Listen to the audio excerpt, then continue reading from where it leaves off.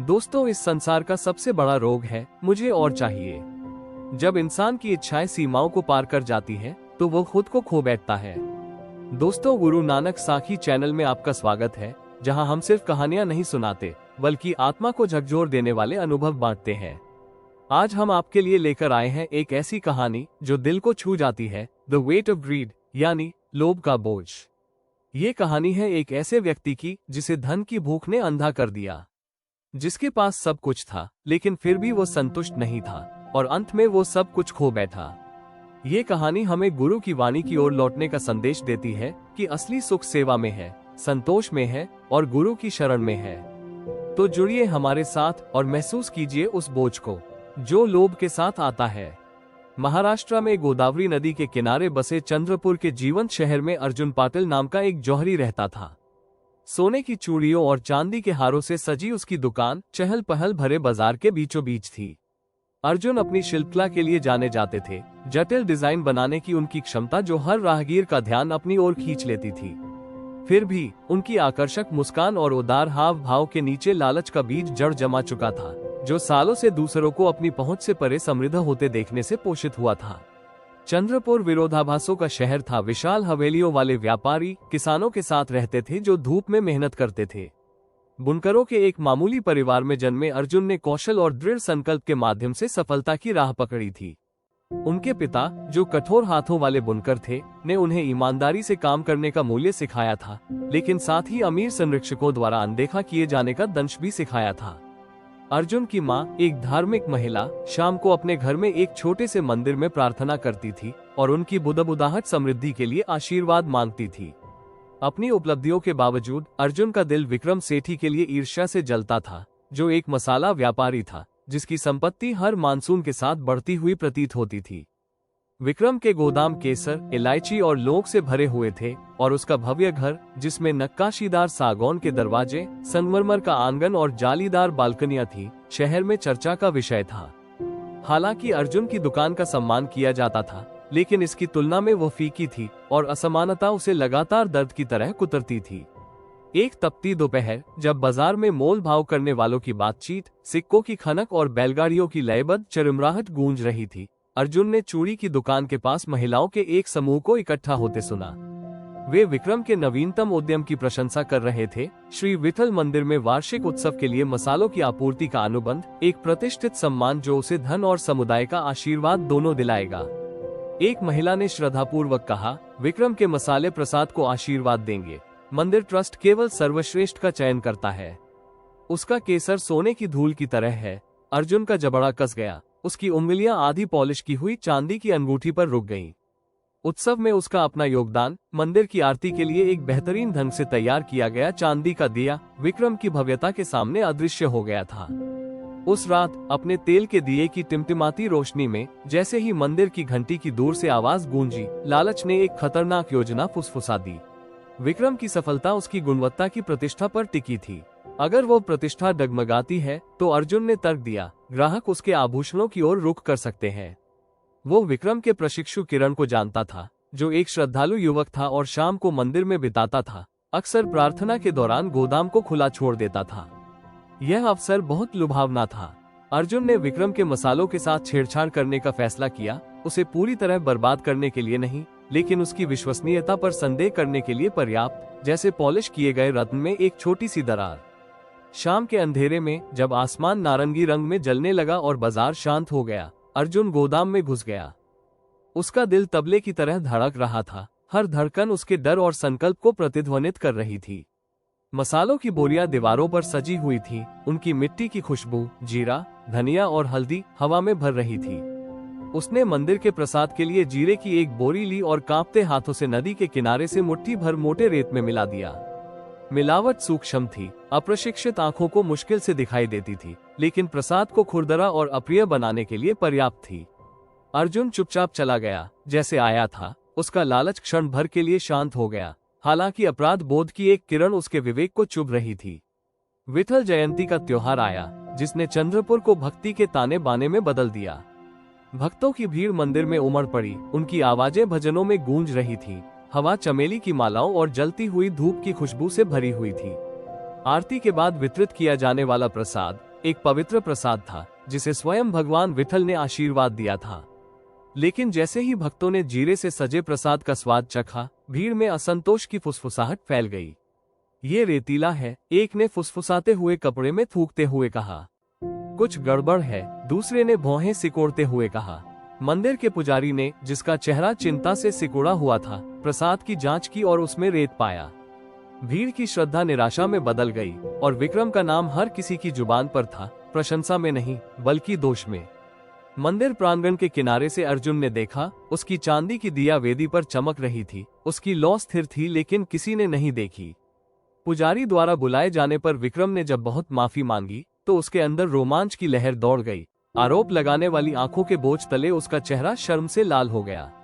मंदिर ट्रस्ट ने उसका अनुबंध रद्द कर दिया और बाजार में उसके पीछे पीछे लापरवाह और अविश्वसनीय की फुसफुसाहटें चलने लगी। इस बीच अर्जुन की दुकान में ग्राहकों की भीड़ उमड़ पड़ी। एक अमीर व्यापारी ने अपनी बेटी की शादी के लिए सोने की बालियां मंगवाई, अर्जुन के ईमानदार काम की तारीफ करते हुए।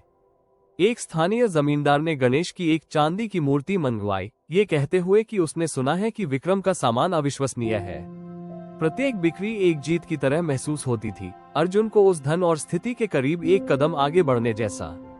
फिर भी उसने जो अपराधबोध दबा रखा था, वह मानसून के दौरान गोदावरी की तरह बढ़ने लगा। दिन हफ्ते में बदल गए और विक्रम का व्यवसाय लड़खड़ा गया। ग्राहक उसकी दुकान से दूर रहते थे और उसके गोदाम आधे खाली रहते थे। उनकी कभी कभी चमकती हुई बोरियां धूल खा रही थी। अर्जुन का लालच काम कर गया था, लेकिन अपराधबोध भारी होता जा रहा था, एक बोझ जो वो बाजार की सनकरी गलियों में धोता रहा। जब वे गुजरे तो उसने विक्रम की निगाहों को नजरअंदाज कर दिया। मसाला व्यापारी की कभी कभी आत्मविश्वास से भरी चाल अब झिझक रही थी।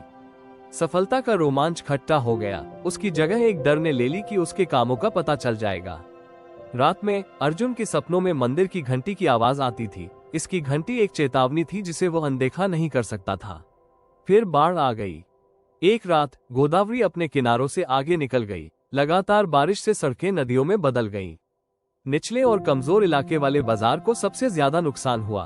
पानी विक्रम के गोदामों में घुस गया, जिससे बचे खुचे मसाले बर्बाद हो गए। उसका घर हालांकि सबसे ज्यादा नुकसान से बच गया, लेकिन क्षतिग्रस्त हो गया। उसका संगमरमर का आंगन टूट गया, उसके सागौन के दरवाजे टेढ़े हो गए। शहर के लोगों ने चावल, कंबल और मजदूरी देकर विक्रम की मदद की, लेकिन विक्रम की आजीविका बर्बाद हो गई। उसके सपने बाढ़ के पानी में बह गए। अर्जुन ने भोर में ये खबर सुनी। उसके हाथ में औजार पड़े थे और एक पड़ोसी ने आपदा के बारे में बताया। उसने खुद से कहा कि बाढ़ उसकी गलती नहीं थी। एक बोरी में रेत होने से नदी कैसे बढ़ सकती है? लेकिन समय दैवीय प्रतिशोध की तरह लग रहा था, जैसे देवताओं ने उसके लालच को देख लिया हो और क्रोध से जवाब दिया हो। वो शहर के लोगों के साथ मिलकर विक्रम की मदद करने लगा। गोदाम से भीगे हुए बोरे निकालने लगा, लेकिन हर कदम पर उसके हाथ कांप रहे थे। थके हुए और भीगे हुए विक्रम ने चुपचाप उसका शुक्रिया अदा किया। बारिश के कारण उसकी आवाज मुश्किल से सुनाई दे रही थी। मुझे नहीं पता कि मैं कैसे पुनर्निर्माण करूंगा, उसने मलबे को घूरते हुए कहा। अर्जुन ने लचीलेपन के बारे में कुछ कहा और जल्दी से अपनी दुकान पर वापस चला गया। अपराधबोध अब उसके भीतर एक तूफान बन गया था। अपराधबोध ने उसे खा लिया, उसके काम और उसके सपनों में घुस गया। गोदावरी के उसे पूरी तरह निगल जाने के दृश्य, विक्रम की आरोप लगाने वाली आंखों ने उसे रात में जगा दिया। उसकी कारीगरी को नुकसान पहुंचा। हथौड़े के नीचे एक चूड़ी टेढ़ी हो गई, उसका वक्र असमान था। पॉलिश करते समय एक हार की चेन टूट गई, उसके लिंक कमजोर थे। ग्राहकों ने देखा, व्यापारी ने झुमके लौटा दिए, एक दोषपूर्ण फिलीग्री की ओर इशारा करते हुए जिसे अर्जुन ने नहीं देखा था। जमींदार ने शिकायत की कि गणेश की मूर्ति की फिनिश फीकी थी, उसके किनारे खुरदरे थे। बाजार में अर्जुन के पीछे पीछे फुसफुसाहटें चल रही थी। वो वह नहीं है जो वह था। उसके ऑर्डर कम हो गए और विडंबना चुप गई। विक्रम के साथ उसके द्वारा की गई तोड़फोड़ ने शहर की जांच को उस पर स्थानांतरित कर दिया था, जैसे कि उसके अपराध ने उसके शिल्प को कलंकित कर दिया हो। विक्रम के प्रशिक्षु किरण को संदेह होने लगा। उसने उस शाम अर्जुन को गोदाम के पास देखा था, हालांकि उसने तब इसके बारे में ज्यादा नहीं सोचा था।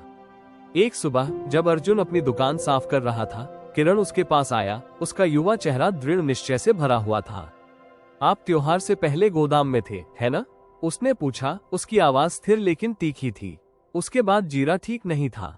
मैंने तुम्हें जाते देखा। अर्जुन का दिल तेजी से धड़क रहा था। उसकी झाड़ू रुक गई थी। उसने इनकार किया। उसकी आवाज बहुत ऊंची थी। किरण की निगाहों के नीचे उसकी हथेलियां पसीने से तर थी। मैं बस वहां से गुजर रहा था, उसने हकलाते हुए कहा, लेकिन किरण की आंखें संदेह से भरी हुई थी, इससे पहले कि वो दूर चला जाता। शहर ने विक्रम के गोदामों का पुनर्निर्माण शुरू किया, जो उसकी विनम्रता की प्रशंसा करने वाले भक्तों के दान और श्रम से वित्तपोषित थे। अर्जुन ने योगदान दिया, कील ठोकना और लकड़ी धोना, अपनी अंतरात्मा को शांत करने की उम्मीद में, लेकिन ये कार्य खोखला लगा, जैसे किसी कलंकित अंगूठी को चमकाना। इस बीच विक्रम ने एक ऐसी ताकत दिखाई जिसकी अर्जुन ने उम्मीद नहीं की थी।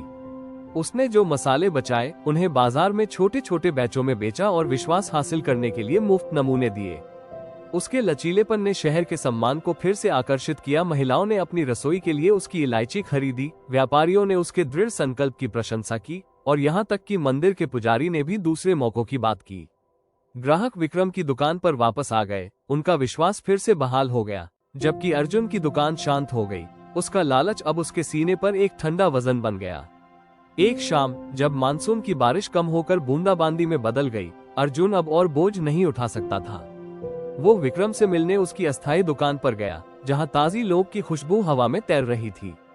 शब्द बाहर निकल आए, रेत, लालच, शर्म जिसने उसे खा लिया था। विक्रम चुपचाप सुन रहा था, उसका चेहरा समझ में नहीं आ रहा था, उसके हाथ हल्दी की बोरी पर बंधे थे। जब अर्जुन ने अपनी बात खत्म की तो उसके चेहरे पर आंसू बह रहे थे। विक्रम ने केवल इतना कहा, तुम मेरे पास क्यों नहीं आए अर्जुन? हम साथ मिलकर काम कर सकते थे। चंद्रपुर हम दोनों के लिए काफी बड़ा है। ये सवाल किसी भी श्राप से ज्यादा गहरा था, अर्जुन की दुकान की छेनी से भी ज्यादा तेज। विक्रम ने न तो चिल्लाया और न ही निंदा की, उसने बस अर्जुन को जाने के लिए कहा। सुबह तक अर्जुन के कबूलनामे की बात पूरे बाजार में जंगल की आग की तरह फैल गई। कुछ लोगों को उस पर दया आ गई, क्योंकि वे एक ऐसे व्यक्ति को देख रहे थे जो अपने दिल से टूट गया था। दूसरों ने उसका तिरस्कार किया, उनके गहनों पर उनका भरोसा टूट गया। उसकी दुकान, जो कभी गर्व की किरण हुआ करती थी, उसकी विफलता की याद दिलाती थी। ग्राहक आना बंद हो गए, व्यापारी ने दूसरा ऑर्डर रद्द कर दिया, जमींदार ने अर्जुन की बेईमानी के बारे में बात फैला दी। पूरी कहानी से अनजान लोगों ने भी उसकी बेचैनी को महसूस किया, जैसे कि उसका अपराधबोध बाहर की ओर फैल रहा हो, जिससे उसके प्रदर्शनों की चमक फीकी पड़ गई हो। अर्जुन ने जारी रखने की कोशिश की, लेकिन उसके हाथों ने उसे धोखा दे दिया। एक छेनी फिसल गई, जिससे उसकी उंगली कट गई, खून से चांदी का पेंडेंट दागदार हो गया। एक सांचा टूट गया, जिससे सोने की अंगूठी खराब हो गई। उसकी बचत कम हो गई और उसने चावल खरीदने के लिए औजार बेच दिए। हर बिक्री उसके गौरव को ठेस पहुंचाती थी। बाजार, जो कभी लोगों से मिलने जुलने की जगह हुआ करता था, अब उसे शर्मिंदगी का मंच लगता था। वो विक्रम के फिर से बनाए गए गोदाम में जाने से बचता था, जहां मसालों की एक बार फिर भीड़ उमड़ रही थी। मानसून के धूसर रंग के खिलाफ उनके रंग जीवंत थे।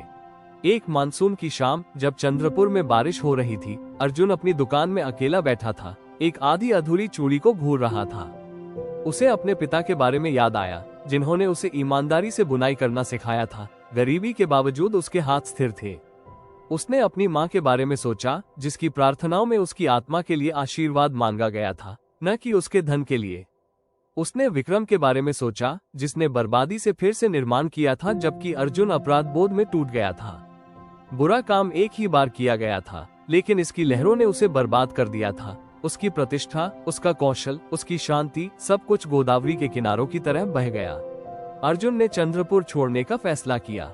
वो नहीं रह सकता था, खासकर अपने कर्मों के बोझ के कारण, जो मानसून के बादल की तरह नीचे गिर रहा था।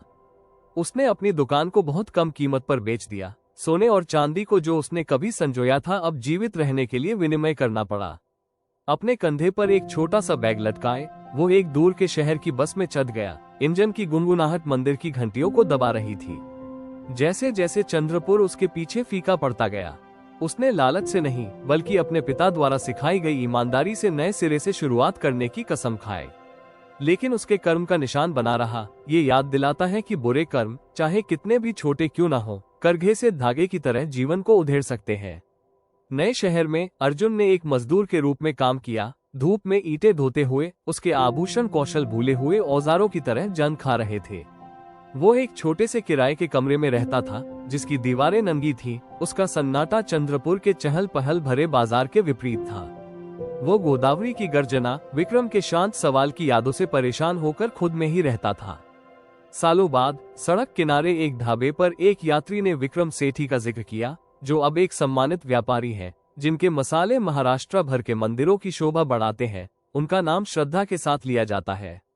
अर्जुन ने हल्के से मुस्कुराया, गर्व और दर्द का मिश्रण। विक्रम आगे बढ़ चुका था, उसकी ईमानदारी एक प्रकाश स्तंभ थी, जबकि अर्जुन ने अपने लालच की कीमत चुकाई थी। एक ऐसा जीवन जो बाढ़ से नहीं, बल्कि अपनी पसंद के धीरे धीरे खत्म होने से कम हो गया। चंद्रपुर में अर्जुन की कहानी एक शांत सबक बन गई, जिसे मंदिर की सीढ़ियों पर मानसून की शामों में प्रशिक्षुओं और बच्चों के साथ साझा किया जाता था। बुजुर्ग चाय की चुस्कियों के साथ इसे सुनाते थे, उनकी आवाज धीमी होती थी। लालच या ईर्ष्या से पैदा हुए बुरे कामों की कीमत खुद काम से भी ज्यादा होती है। उन्होंने कर्म की बात की, गोदावरी के फैसले की, एक जौहरी की जिसने अपनी चमक खो दी।